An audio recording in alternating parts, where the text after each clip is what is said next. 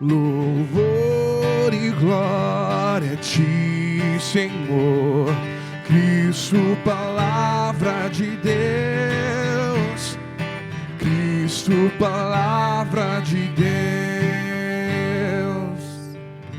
O homem não vive somente de pão, mas de toda a palavra da boca de Deus. Louvor e glória a ti, Senhor. Cristo, palavra de Deus. Cristo, palavra de Deus. O Senhor esteja convosco. Ele está no meio de nós. Proclamação do Evangelho de Jesus Cristo, segundo Marcos. Glória a vós, Senhor. Naquele tempo, o Espírito levou Jesus para o deserto. E ele ficou no deserto durante 40 dias. E aí foi tentado por Satanás. Vivia entre os animais selvagens e os anjos o serviam.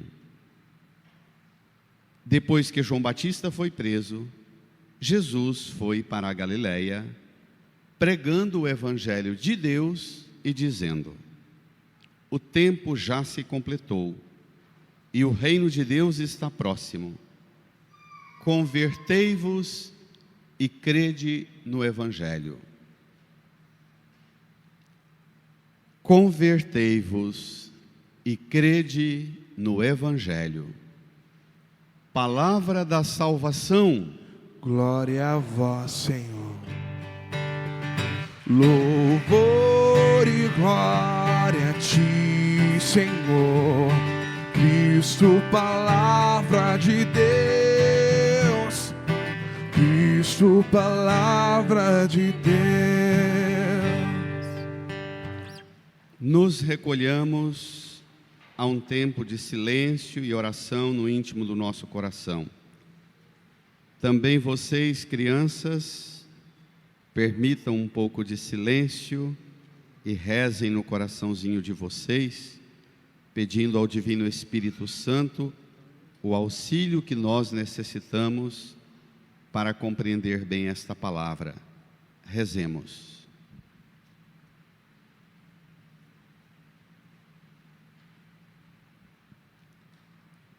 Amém.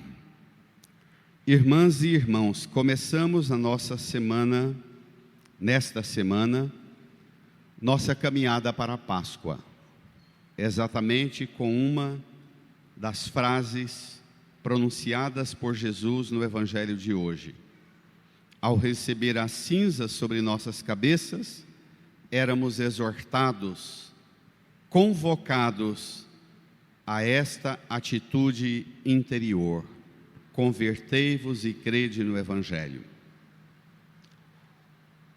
Este convite, esta exortação, tem uma razão fundante: fazer-nos olhar o horizonte da Páscoa. E é para a Páscoa que nós caminhamos, sempre é para a Páscoa que caminhamos. É para a vitória de Cristo sobre a morte, sobre o pecado, sobre as realidades de fragilidade que nos envolvem e que envolvem nossa existência humana na carne. A Quaresma vivida sem a perspectiva central da Páscoa não passa de um monte de superstições ou práticas piedosas, devocionais.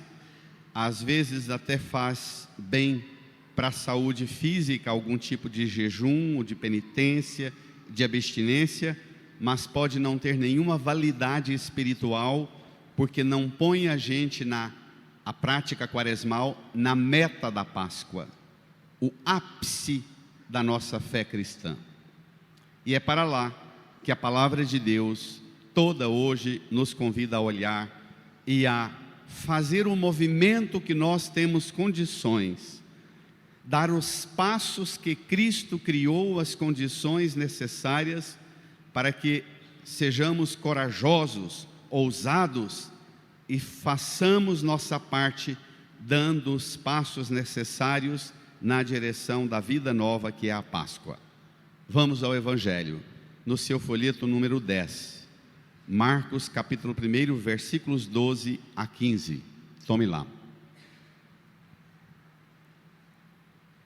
O Evangelho de Marcos é brevíssimo, é uma síntese muito bem organizada e ordenada em 16 capítulos, é o menor de todos os evangelhos, em que cada frase de Marcos é, na verdade, um grande tema teológico que desencadeia em grandes temas para a vida cristã.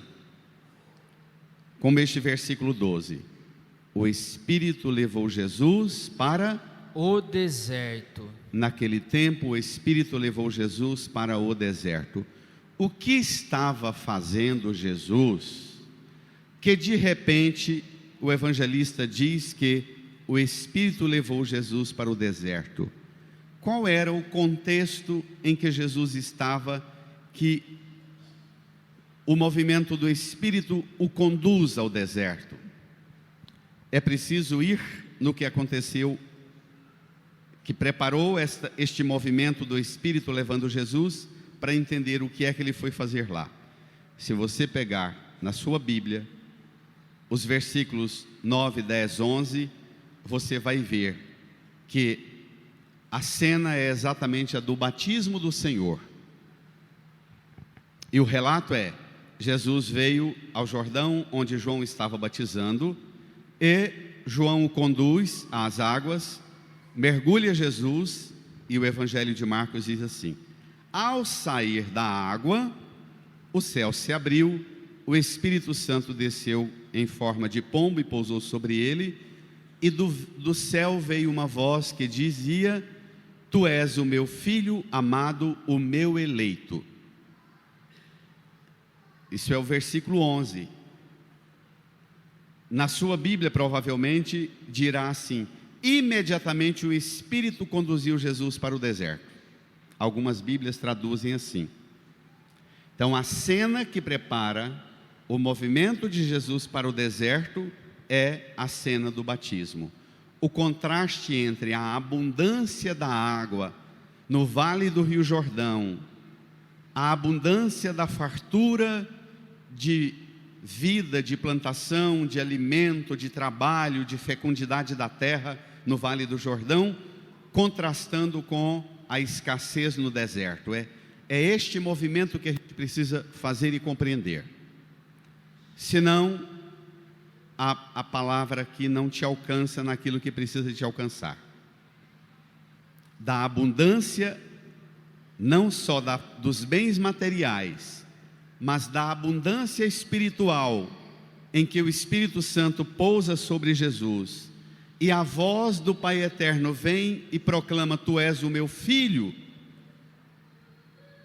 amado, o meu eleito. Desta abundância de bens materiais e de bens espirituais, o Espírito conduz Jesus para o deserto na escassez. Aqui tem muita consequência para você tirar para a sua vida. Primeiro, o que é o deserto na vida do povo da Bíblia e na vida cristã? Que sentido tem o deserto? Dois elementos.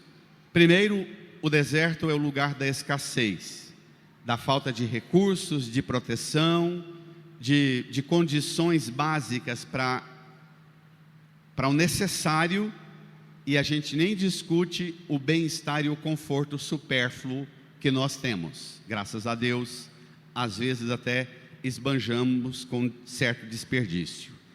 Então, o deserto é o lugar da escassez, do necessário, e por ser o lugar da escassez, o povo da Bíblia aprendeu a dizer que lá é o lugar da experiência de Deus. Por quê?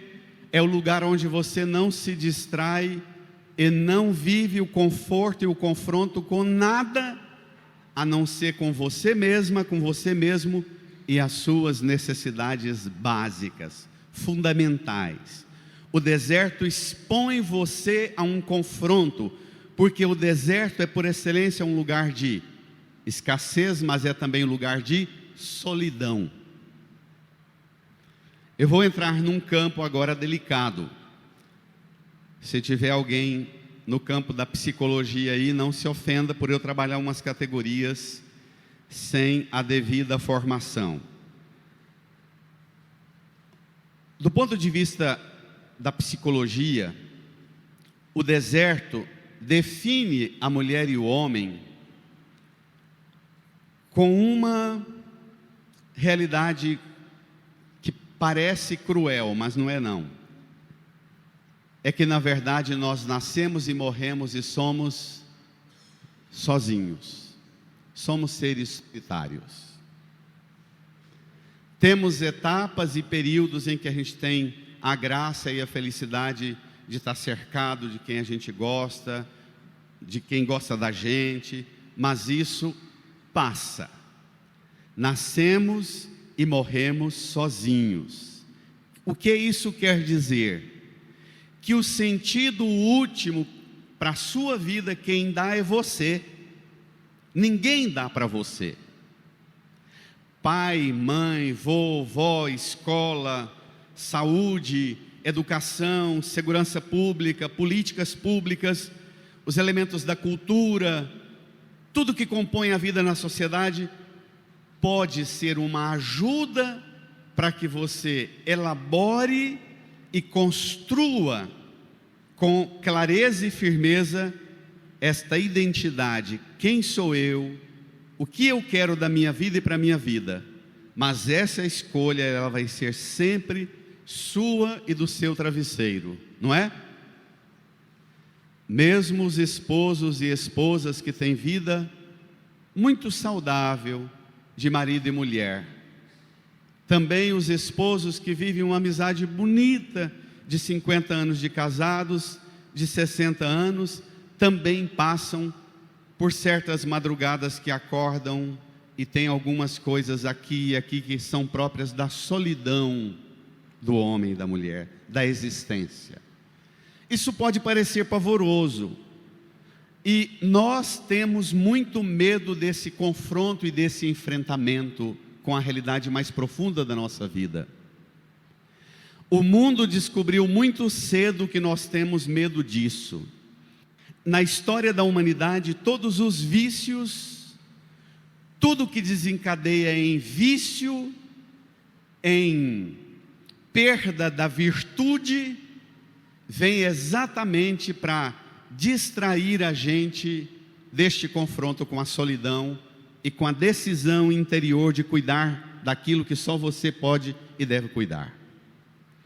A indústria do entretenimento, a indústria da religião como distração, a indústria da comida, da bebida, da droga, da pornografia, da distração dos jogos de videogame, são todos barulhos e movimentos para ativar o olho, o ouvido, a mão, a boca mastigando, para no fundo a gente sair deste enfrentamento, não é? Os vícios e os produtos de distração, da indústria da distração, sabem o quanto nós temos medo deste confronto conosco mesmos. E é por isso que fazem tanto sucesso e ganham tanto dinheiro a partir da nossa doença, o medo de enfrentar nossa solidão. Irmã, irmão, Jesus foi ao deserto. Ele não precisava, mas ele foi, porque no deserto Jesus revela o sentido da história do homem e da mulher. Bento XVI. No deserto, Jesus mergulha na realidade humana. Como na água do Jordão ele mergulhou solidário à nossa realidade de pecado, ele não precisava de ser batizado, mas batizou para ser solidário conosco em nossa realidade de pecado e nos arrancar-nos do pecado. No deserto, Jesus vai para ser solidário à realidade dos nossos sofrimentos. Jesus não passou indiferente às nossas dores e sofrimentos, à nossa solidão. Pelo contrário, vindo hoje, conduzido pelo Espírito ao deserto, Jesus hoje está visitando o território da sua alma e do seu coração, que é o deserto que hoje Ele quer visitar. Amém? Amém. Permita, aceite esta visita e abra-se a esta presença redentora no território que ninguém consegue adentrar, só você. E às vezes você fuma, bebe, come, desenvolve vícios, trata, busca medicamentos e suplementos e complementos para enfrentar esta solidão e não entende essa solidão. Deixe Jesus entrar no deserto de sua alma e seu coração, que Ele devolverá a você o sentido último da sua existência. Combinado? Portanto, entremos, sem medo. Versículo 13. Vão, e Ele ficou no deserto durante 40 dias, e aí foi tentado por Satanás. Vai.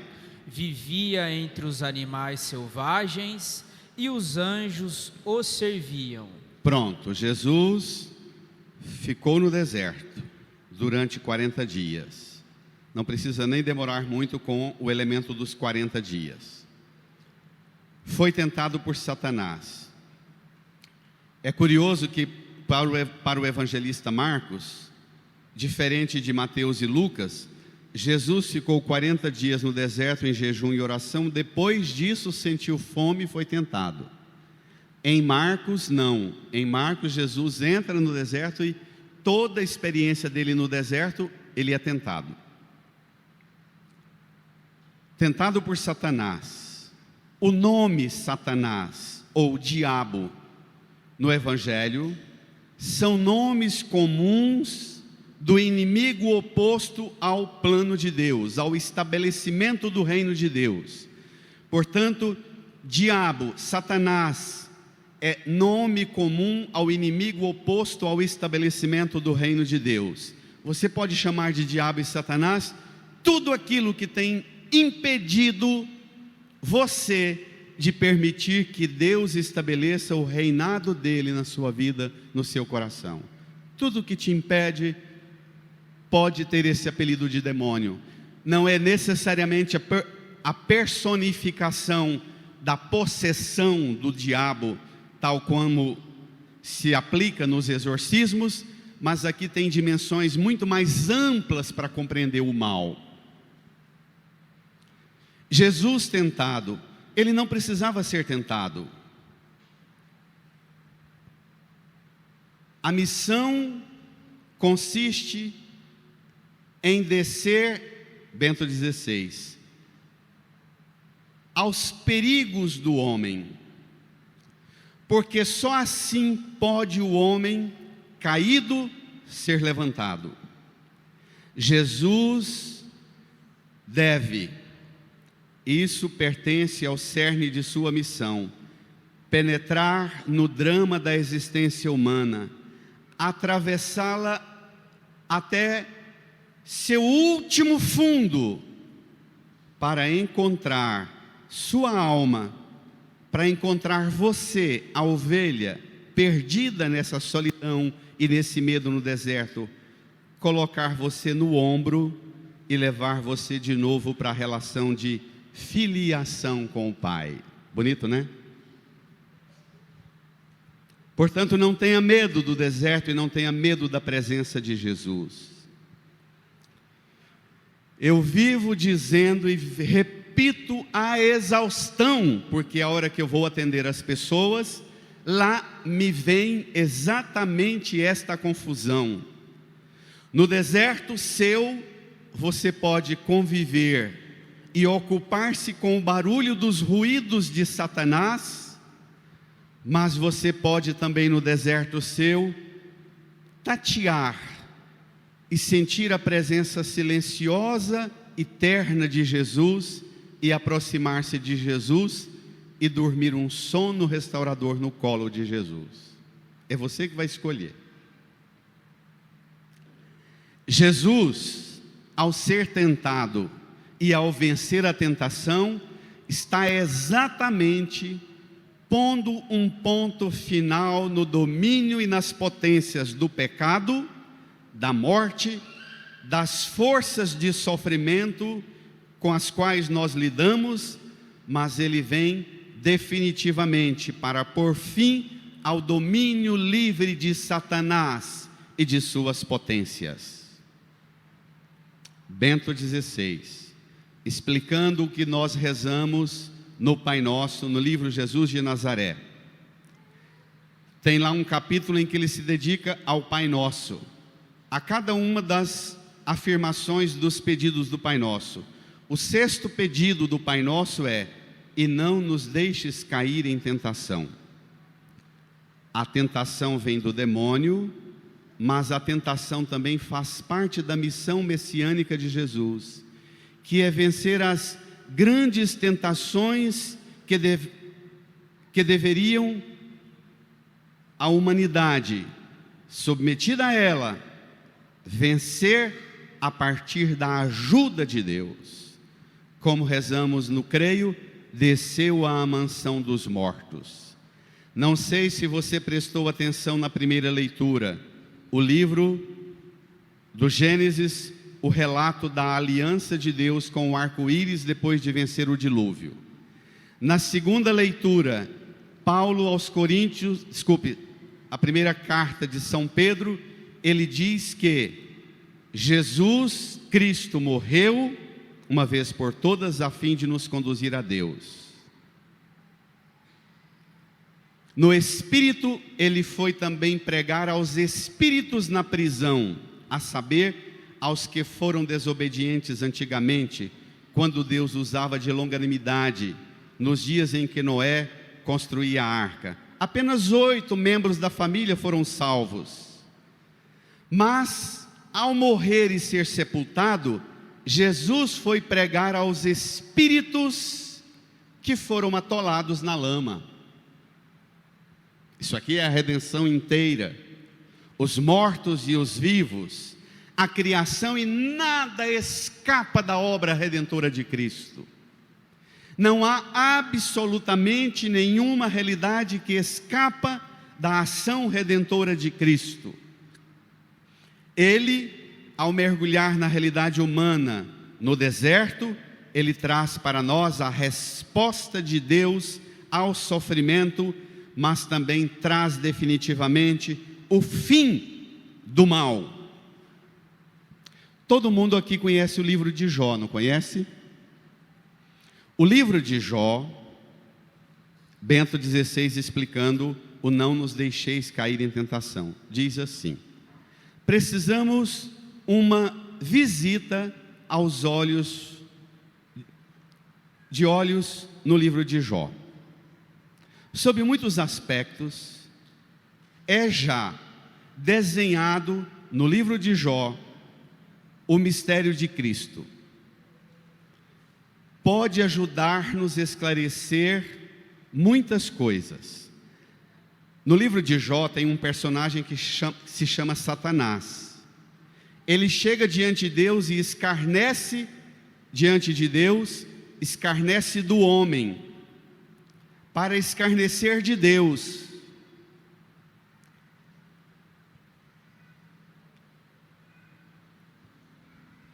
Jó é um servo obediente, fiel, piedoso, que tem saúde, bens, prosperidade, amigos, tem uma fé bonita e piedosa. Satanás escarnece do homem para escarnecer de Deus. A sua criatura, que Deus criou à sua imagem, diz Satanás, é uma criatura miserável. Tudo que nessa criatura parece bom, é apenas fachada, diz Satanás. Na realidade, o que interessa ao homem, diz Satanás a Deus, e a cada homem é apenas e sempre o próprio bem-estar. Diz Satanás: tira desses homens que dizem que amam você o bem-estar, para ver se eles continuam obedientes e piedosos. A difamação do homem, da parte de Satanás, é também a difamação da criação, e em última análise, a difamação de Deus, justificando para si o direito de apropriar-se de tudo, e que a criação e o homem renunciem a Deus. Satanás quer demonstrar em Jó a sua tese: quando tudo lhe for tirado, também o homem e a mulher deixarão cair a sua piedade. Deus diz para Satanás: pode tirar então de Jó tudo quanto lhe tem. E Satanás tira os bens, tira a saúde, tira a família, tira todo mundo, toma o corpo de Jó de enfermidade. Quando Jó está absolutamente sozinho no seu leito de enfermidade, ele acorda numa alta madrugada, no pavor e no tormento da enfermidade da noite, do corpo tomado de feridas, ele sai tateando com as mãos porque percebe uma presença. Ele abre os olhos, toca uma presença. Quem era? Deus. E ele diz para Deus: uai, você não gostava de mim por causa das coisas que eu tinha? A família, os bens, a fama, os amigos? Deus diz: não, eu gostava de você porque eu gosto de você. E aí, nessa teologia, Jó apresenta para nós um Deus que não é doutrina de retribuição. Tem muitos pregadores que usam o livro de Jó para reforçar a doutrina da retribuição, a doutrina de Edir Macedo, dessas igrejas do dinheiro e do dízimo, que tem muitos padres também nessa, não são só eles não. Jó, pelo contrário, é uma crítica ferrenha à doutrina da retribuição, e Jó toca-nos dizendo que Deus é Deus, exatamente quando Ele se faz companheiro nosso. Olhe para a cruz. Em Jesus, Deus restabelece por meio da fé do homem e da mulher, provada no sofrimento, Deus restabelece a honra do homem e da mulher, porque Jesus é Ele mesmo, o Jó, tomado de humilhação e de sofrimento pregado na cruz, não para dar à morte, a Satanás e ao pecado a última palavra, mas para arrancar-lhes a presunção de ser dono do homem e da criação, diz Bento. E na cruz, Jesus resgata o homem e a mulher, resgata a criação, porque na cruz, Jesus resgata a honra da obra que Deus criou. Isso merece um brado, minha gente. Isso merece. Brada! Brada!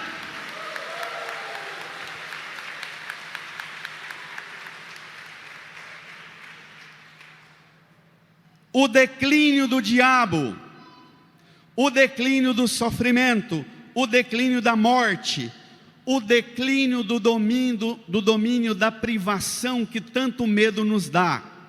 É isso que nós temos que ver chegar na Quaresma e na preparação para a Páscoa. Por isso, Jesus experimenta, lá no deserto, Ele vivia entre animais selvagens e os anjos o serviam. O que significa isso? Isaías 11. O leão e o cordeiro pastarão juntos, a criança de peito brincará com a serpente. Lembra? O bezerro e o leopardo brincarão. Jesus, por excelência no deserto, no meio dos animais selvagens e dos anjos, Jesus é a personificação do Messias que vem para dizer que a inimizade que há entre o homem e a criação, a inimizade que há entre a criatura humana e a criação de Deus, as feras, os animais, os venenos e as ameaças, esta inimizade também precisa ser curada. Portanto, a campanha da fraternidade que a igreja no Brasil propõe este ano, amizade social, porque nós nos tornamos inimigos dentro da família e da igreja por causa das ideologias políticas, nós nos tornamos violentos desrespeitadores da honra de Deus, rejeitando e desejando a morte uns para os outros, uns contra os outros, só porque o outro faz parte de uma corrente ideológica que eu odeio. É exatamente sobre isso que Jesus vem enfrentar no deserto: reconciliar animais selvagens e anjos.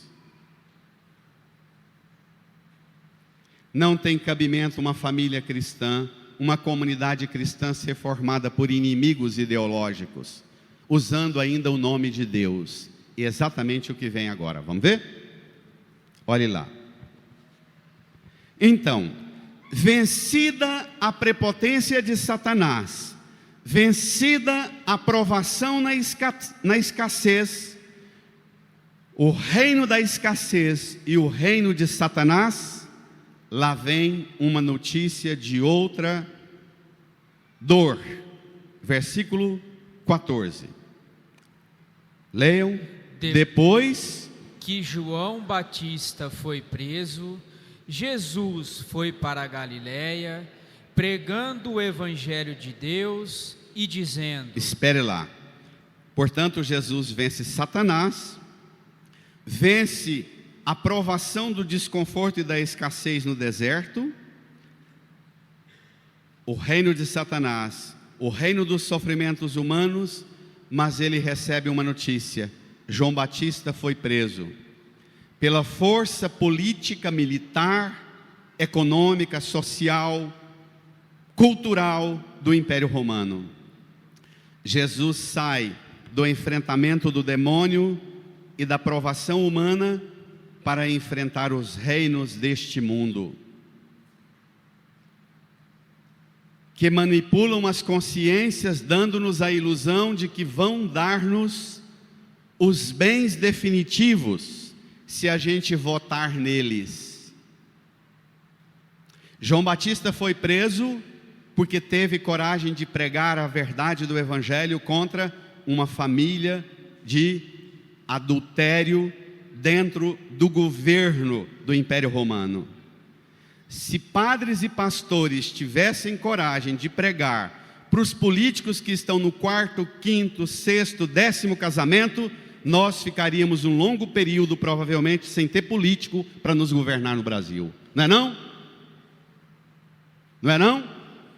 E eles ainda dizem que defendem a família. Na esquerda, a família de tudo quanto é tipo de amontoado. Na discussão de gênero, qualquer amontoado de gente é família. E na direita, só homem e mulher. Mas pode estar no 10º casamento e nós achamos que nos representam na fé.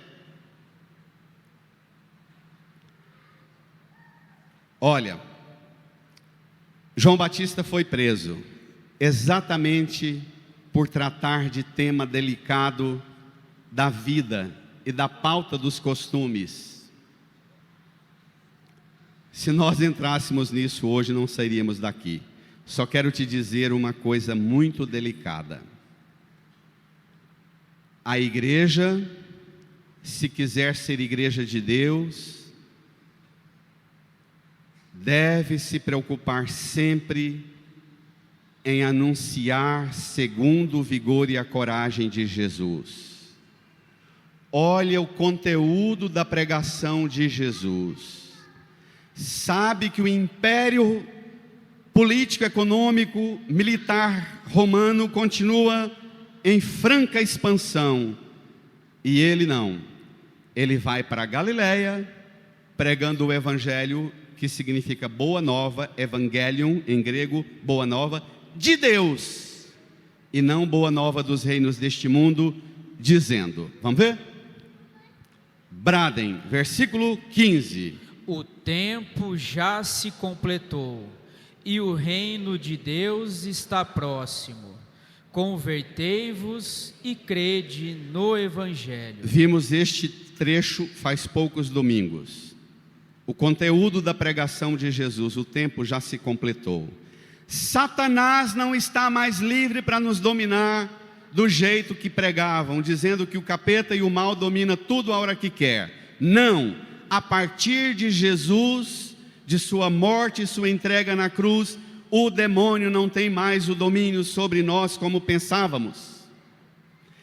Jesus diz, o tempo se completou dos reinos de Satanás, dos reinos do pecado, dos reinos do sofrimento humano, mas também dos reinos dos impérios deste mundo.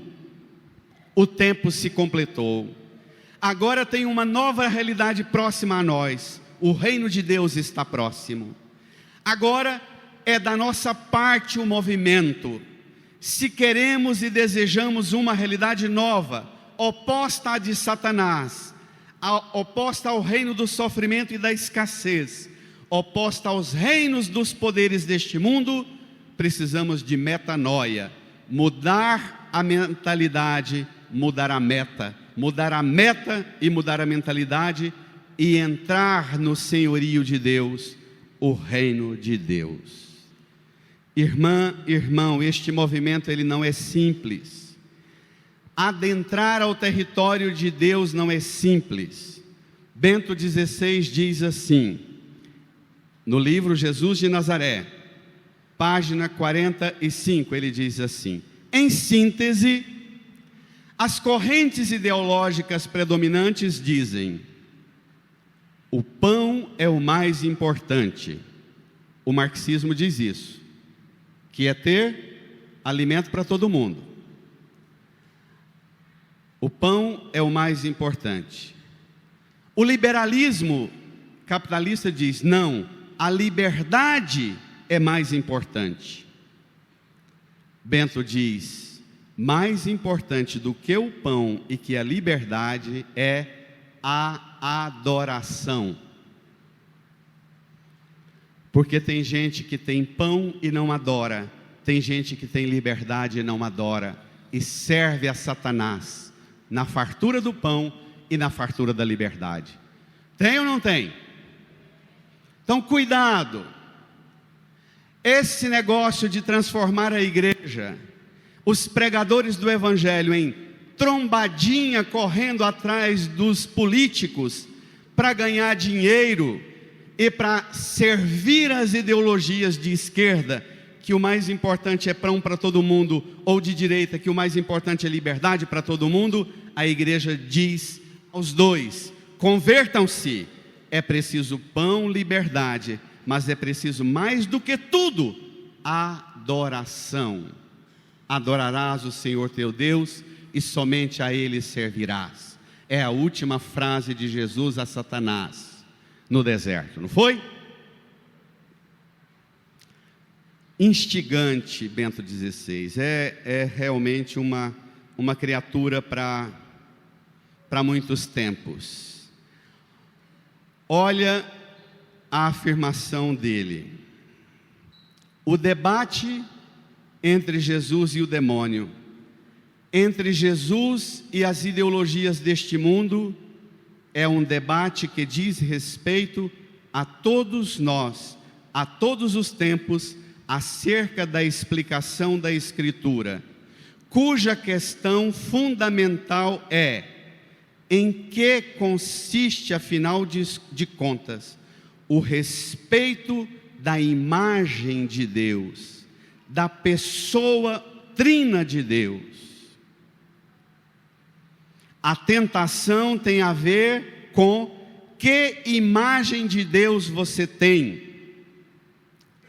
Já li isso aqui e vou reler.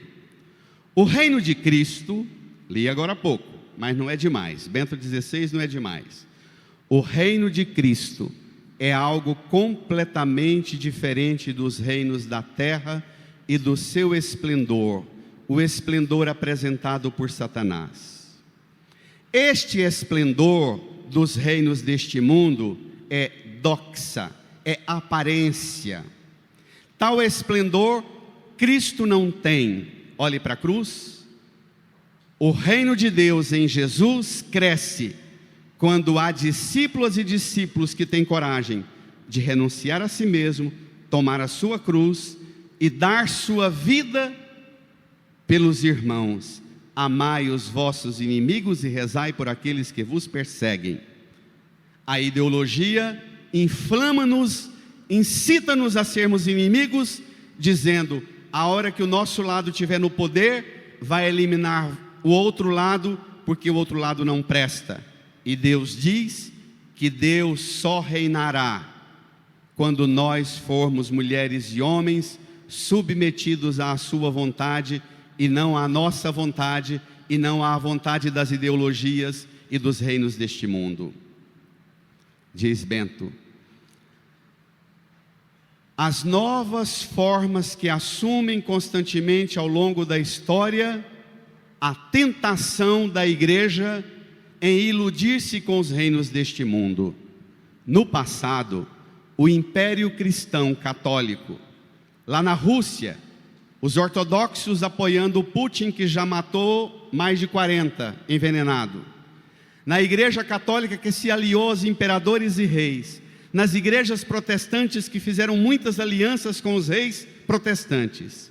Diz Bento: o Império Cristão tentou fazer da fé um fator político da unidade dos impérios, dos reinos.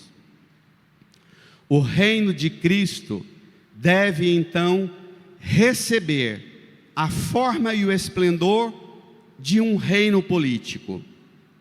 A importância da fé e a importância terrena de Jesus deve ser ajudada pelo poder político e pelo poder militar.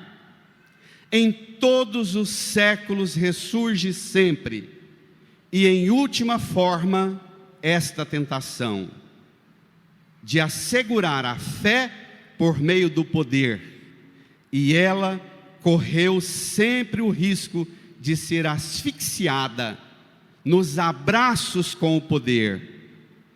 A luta pela liberdade da igreja e, portanto, a luta por um reino de Jesus não pode ser identificado com nenhuma figura política deste mundo, nem de direita nem de esquerda. Deve ser travada durante todos os séculos. Então, o preço pela mistura de fé e de poder político constitui, em última análise, no fato de que a fé entra a serviço do poder e deve vergar-se aos critérios do poder. Está entendendo? Está entendendo? Espero que vocês leiam jornais, leiam notícias, porque está surgindo uma classe média, uma elite no Brasil que tem horror à notícia. Só que não lê notícia, mas aí fica nos grupos do WhatsApp, recebendo os videozinhos mastigados pelos ideólogos da burrice. E aí fica uma elite que tem dinheiro, mas tem uma inteligência cada vez mais reduzida. E é preciso apropriar-se da compreensão das coisas a partir de Deus, e só a partir de Deus, vergar-se em adoração e dizer: por causa de Cristo, eu renuncio a mim, as minhas ideologias, as minhas tentações, os meus desejos, os meus confortos, as minhas ambições, eu renuncio a tudo, tomo a minha cruz e o sigo, porque só Ele me dará o que verdadeiramente sou. Pelo poder do seu sangue, do seu amor, Ele me dará a restituição da imagem e semelhança de Deus, porque somos criados imagem e semelhança de Deus. Brada! Brada! Brada!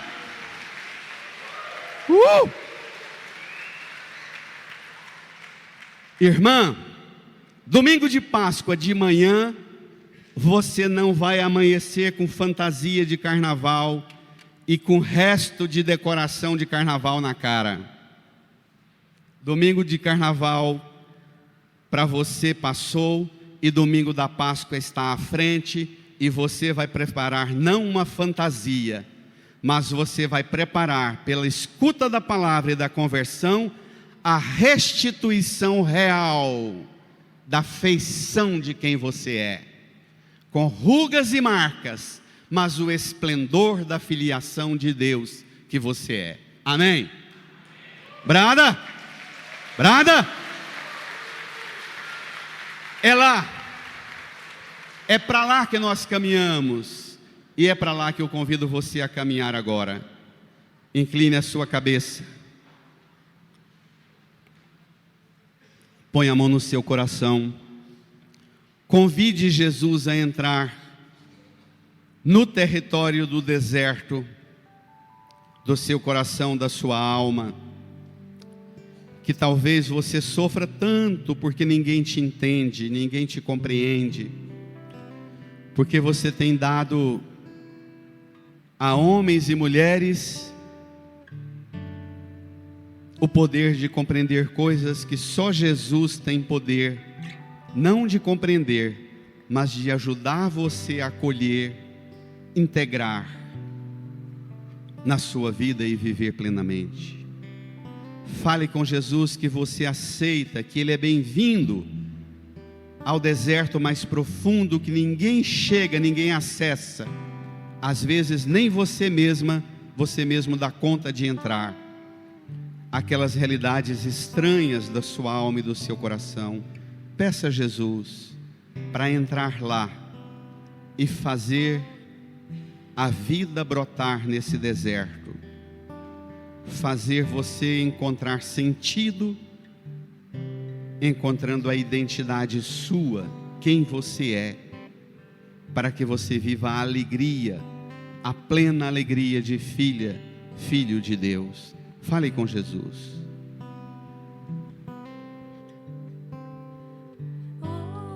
Hoje o céu se abre para derramar sobre os corações toda a graça do Pai. Eu também quero me derramar de todo o meu coração nos braços do Pai.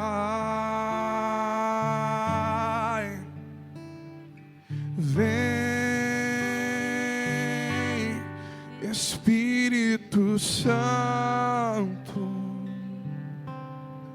com teu poder tocar no céu, fluir em mim. Canta, vem Espírito. Vem, Espírito Santo, com teu poder tocar meu ser, fluir em mim. Eu também quero me levantar. Eu também quero me derramar de todo o meu coração nos braços do Pai. Vem Espírito. Vem, Espírito Santo, Fiquemos de pé. com teu poder tocar meu ser, fluir em mim. Deixa o folheto no banco, estenda as mãos aqui para a cruz. Canta, vem. Vem, Espírito Santo, com teu poder, toca meu ser, flui em mim. Reze comigo, Senhor Jesus. Eu creio firmemente nesta palavra e aceito esta palavra que o Senhor anuncia como fonte segura para a minha salvação, porque gera em mim a conversão que eu preciso para viver o tempo novo. O reino de Deus chegou. Jesus, pelo poder do seu sangue, por sua morte e ressurreição, vence em mim todas as forças que se opõem à força nova do reino de Deus que chegou. Jesus, obrigado por inaugurar este tempo novo do reino de Deus e me convidar para participar das alegrias deste reino.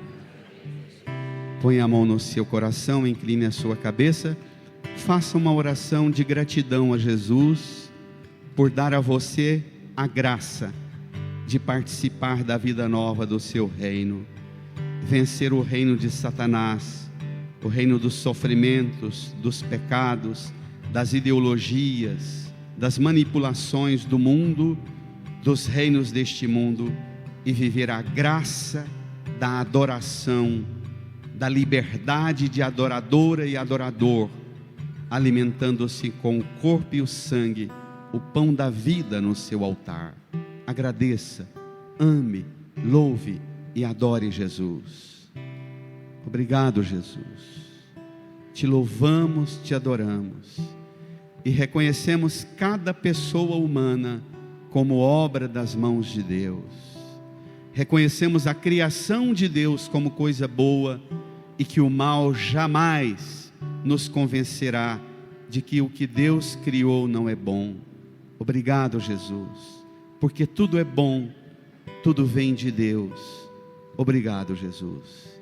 Amém. Dirija quem está do seu lado, dê um abraço demorado, deseja a paz de Jesus. Saudai-vos, a paz de Cristo.